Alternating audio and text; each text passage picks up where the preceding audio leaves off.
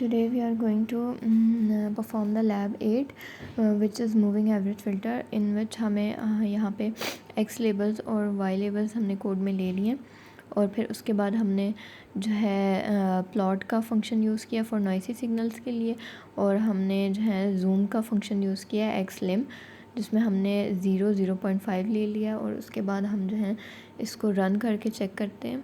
इसमें हमारे पास signal in time domain है, मैग्नीट्यूड रिस्पांस है, और हमारे पास जो है ना नॉइसी सिग्नल की फ्रीक्वेंसी है, जिसके लिए हमने प्लॉट टाइटल एक्स लेबल और वाई लेबल का कमांड यूज़ किया था, और हमने एक्स लेबल में सैम्पल और वाई लेबल में हमने एम्पलीट्यूड परफॉर्म किया, और हमने प्लॉट में एक्स नॉइस और लाइन विड्थ हमने इसकी दे दी है जो कि हमारे पास थी 1 के दरमियान। तो ये हमारे पास 0 से लेकर 0.5 के दरमियान प्लॉट हुआ है। उसके बाद हम अपने नेक्स्ट टास्क की तरफ जाते हैं। Apply 3 tab symmetrically around moving average filters, और हमने उसको जो है प्लॉट करना है। तो हम इसको प्लॉट करके देखते हैं हमारे पास क्या आता है, जो कि हमारे पास ये कोड है हमारा। इसमें हमने सब प्लॉट किया है 2 1 1 और फिर उसके बाद हमने प्लॉट का फंक्शन यूज़ किया। फिर हमने फ्रीक्वेंसी कर्नल का फंक्शन भी यूज़ किया, जो कि हमारे पास 1/3 1/3 और 1/3 ये हमारे पास मूविंग एवरेज फ़िल्टर के लिए हमने कमांड यूज़ की है।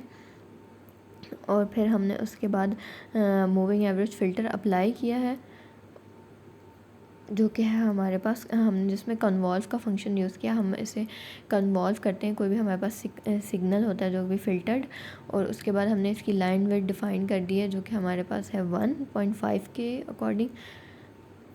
तो हम अब उसके बाद हमारे पास टाइटल हमने दे दिया ओरिजिनल फ़िल्टर का, और उसके बाद लेंथ हमने उसकी डिफ़ाइन की, एक्स लेबल हमने दिया जिसमें हमने सैम्पलिंग रेट, और फिर हमने वाई लेबल में एम्पलीट्यूड डिफ़ाइन किया है। और फिर हमने उसके बाद compute and plot फॉरियर transform filter करना है।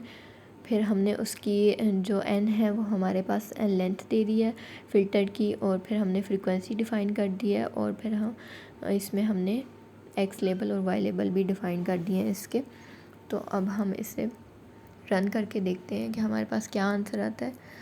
और ये हमारे पास आ गया है 0 से लेकर 1000 के दरमियान इसके एम्पलीट्यूड है, और हमने सैम्पल रेट है, और एम्पलीट्यूड इसका 0 से लेकर 2 के दरमियान है।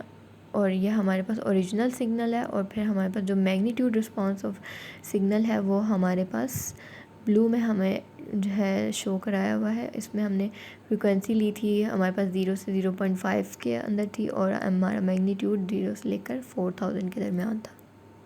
अब हम अपने बी टास्क की तरफ जा रहे हैं, जिसमें हमारे पास है अप्लाइड 11 टैब के लिए हमने मूविंग एवरेज फ़िल्टर इस्तेमाल करना है। तो इसमें हमारे पास जो है ये हमारे पास 11 टैब के लिए, जिसमें हमने फ़िल्टर कर्नल हमारे पास 1 से लेकर 11 के लिए हो गया, क्योंकि अब हम 11 टैब का फ़िल्टर डिफ़ाइन कर रहे हैं। तो हमने इसमें जो हमारे पास एवरेज फ़िल्टर है वो अप्लाई किया है।